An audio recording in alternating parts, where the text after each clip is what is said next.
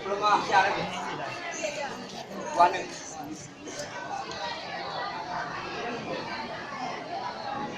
En berangkat soju. Cara apa main? Lah? Enggak, supaya yakin. Ngepeng bukan kadang kertas. Man. Baik betul.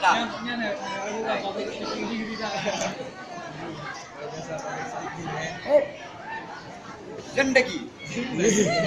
Sophie. Trilili. Zindagi. S1. Kolam dia kenal. Mai kolam tu.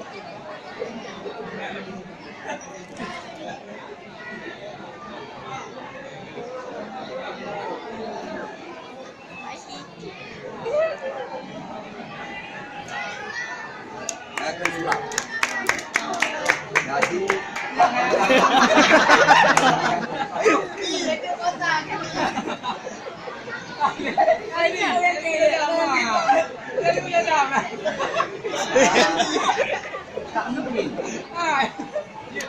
tak kira. Sini lagi.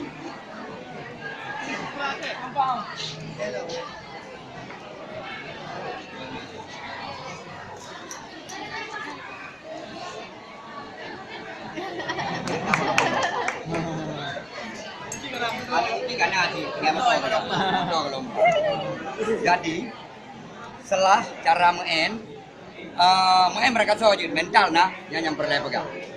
Punya lagu yang main yang masih di rumahnya hino kat restorannya hino kat kafenya kaya ya apa yang main dari.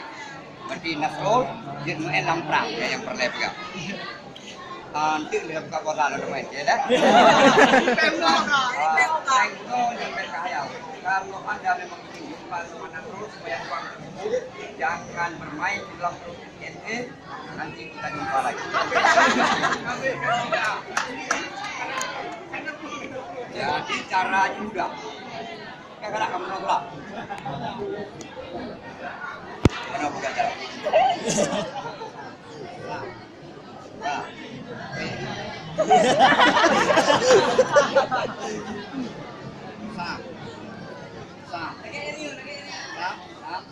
Ya.